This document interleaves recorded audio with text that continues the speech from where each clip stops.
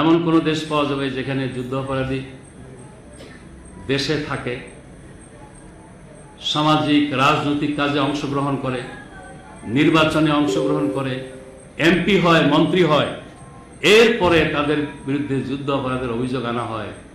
এমনটা কি যুক্তিতে টেকার মতো কোনো ঘটনা? জামাত ইসলামী কোন অবস্থায় লুটপাটের শরীক হয়নি,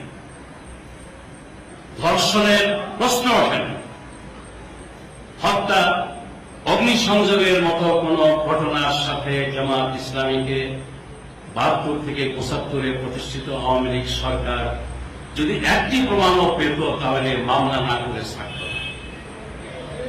আমি পার্লামেন্টে, পঞ্চম পার্লামেন্টের চ্যালেঞ্জের সুরে বলেছি, অষ্টম পার্লামেন্টের চ্যালেঞ্জের সুরে বলেছি, ধর্ষণ, লুণ্ঠন, হত্যা, অগ্নিসংযোগ এই 4টি ক্রিমিনাল অফেন্সের কোন একটি অভিযোগেও জামাত ইসলামীর পরিচিত কোন নেতার বিরুদ্ধে বাংলাদেশের কোন থানায় একটি জিডি হয়নি, একটি এফআইআর। 39 বছর পরে যদি কিছু ব্যক্তিকে চিহ্নিত করে তাদের বিরুদ্ধে মামলা তৈরি করা হয়, সেই মামলা হবে সাজানো মামলা। সেই মামলাটাই হবে মিথ্যার ভিত্তিতে, মামলার বাদী বানানো হবে মিথ্যা, মামলার আসামি সাজানো হবে মিথ্যা। ইতিমধ্যেই আমরা বিভিন্ন জেলা থেকে খবর পেয়েছি, তাদের রাজনৈতিক ব্লুপ্রিন্ট অনুযায়ী দেশের ইসলামী শক্তিকে নির্মূল নিশ্চিহ্ন করার জন্য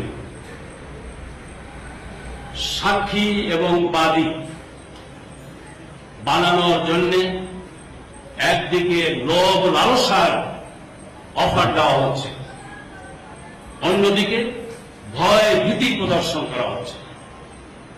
ভয় ভীতি এবং লোভ লালসার মাধ্যমে কিছু ব্যক্তিকে জামাতের নেতৃবৃন্দের বিরুদ্ধে মিথ্যা মামলা দায়ের করতে তারা বাধ্য করতে চায়, মিথ্যা সাক্ষী দিতে তারা বাধ্য করতে চায়। এটা হবে ইতিহাসের জঘন্যতম মিথ্যাচার। আর মানবতা বিরোধী অপরাধের বিচারের নামে মূলত এটা হবে মানবতার বিরুদ্ধে সবচেয়ে জঘন্য অপরাধ। আমি পরিষ্কার বলতে চাই, এই বিচার নামে অবিচার, এর মূল টার্গেট হল ইসলামী শক্তিকে বাংলাদেশ থেকে নির্মূল।